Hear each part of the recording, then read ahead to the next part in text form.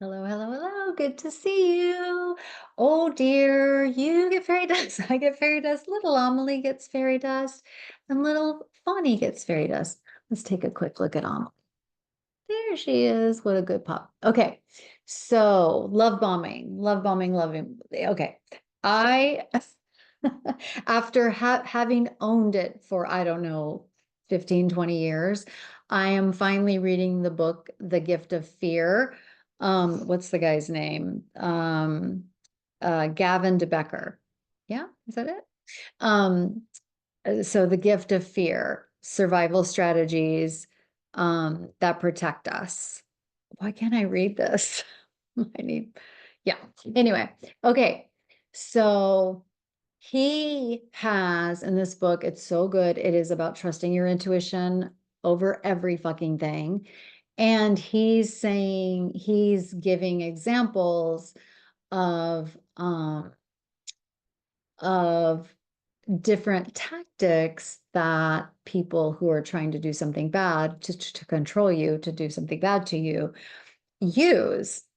And he named one of them, and I'm like, oh my God, we call that something else.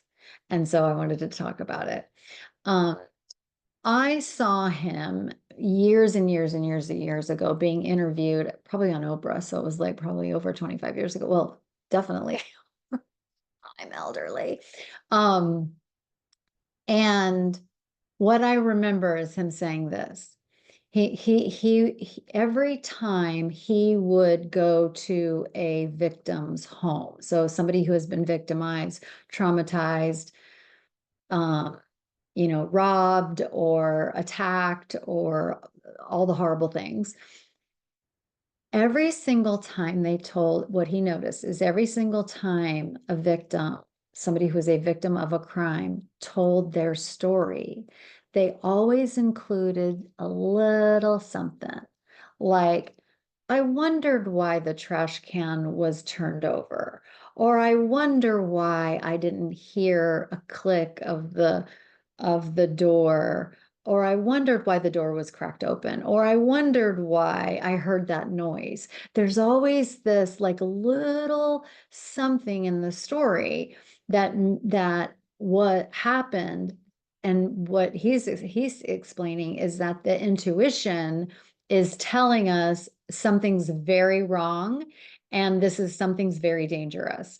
And so what we do is we override it. We're like, oh, well, maybe it was just the wind blew the trash can, or maybe, you know, somebody came in and forgot to close the door all the way. Like, instead of like really listening. And so he's describing these tactics that abusers use. And I'll give you an example of one that's not love bombing, but it is he says it's called, and this is one of many, but this is in the category of things, but one's called forced teaming. And so like when a stranger comes up to you and almost acts like you're already chums, like they're saying like like if you're at a bus stop, they might say like, we've got a busy day ahead of us, or we've got to be here at this bus stop for a long time. It's already saying like we're a team. It's just like and so it's like and so he calls it forced teaming. It's always something like it's acting like you're together. It's language around being together when you're actually not together. Um, like we should get our umbrellas, or like anything that's like to a stranger. So, but this was in his list. Okay, so love bombing is that thing that happens at the beginning of a relationship, or maybe you could say at the beginning of an attack, um, where you get compliments, or you are like you get presents, or you get all this good stuff that's happening, and it feels really great and it feels awesome. And you know and I think, in my opinion, it feels like people now talk about that, yeah, there was love bombing, and then next, instead of like, oh shit, there was love bombing and I fell for it, or there was love bombing and I failed to notice. So if you're noticing, like in the beginning of a relationship, usually people will just say like, oh, he was so great at first. But now people say like, oh, there's a lot of love bombing. It's like, okay, but if you're calling it that, that's forced teaming. You're already saying like, this isn't going to go well. And so love bombing, I feel like it's a misnomer because I mean, yes, it has the word bomb in it, but it's like, it's kind of like I'm being bombarded with love.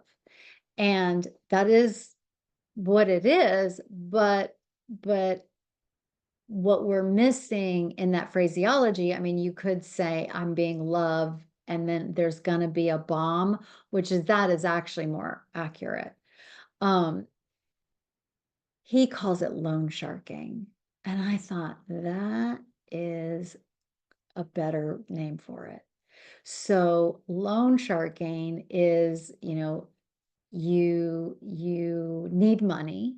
And so you go instead of to a bank because you can't get it from the bank or whatever, you can't get it from a family or a friend. Like, so you go to a loan shark and you're going to pay a price for that money. So it's either going to be an exorbitant amount of interest, or there's going to be other things that you're going to have to pay.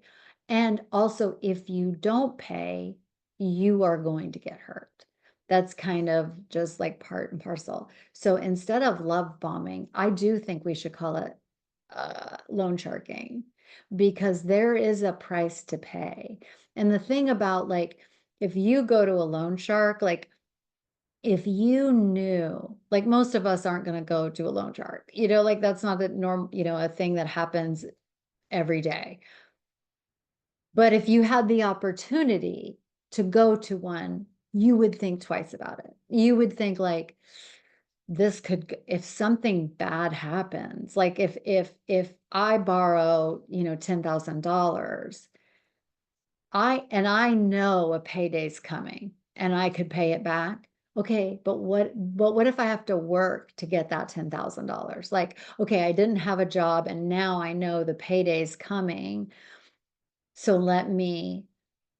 I'll do it. What if you get hurt and you can't work?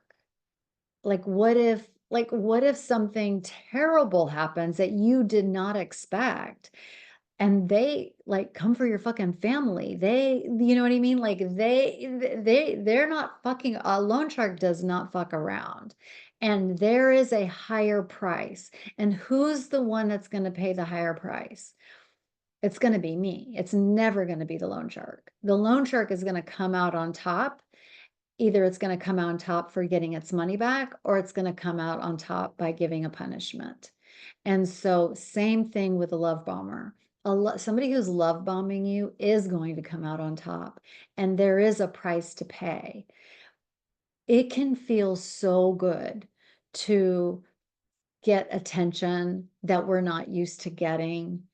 It can feel so incredible, and it is so tantalizing and attractive to us, and it is so, so tempting.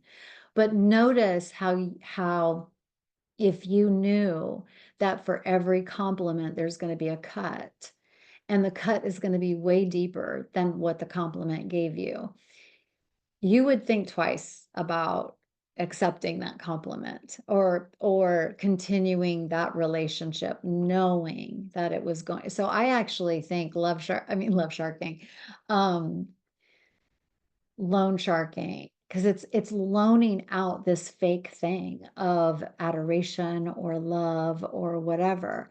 And how we know something is true is I have to use a tool, the ladder of trust. There's other videos on my channel that talk about it. There's also my book, The Irreverent Trust Guide, which teaches the ladder of trust in depth. And so it's like, I love you, or you're beautiful. And then there's nothing else that's weird about it. Like it's just kind. It's just there, I think an example he was giving in the book was like there's this woman, and it's funny how he asks, he's like, she's like, how do you know if maybe I'll do another video on this.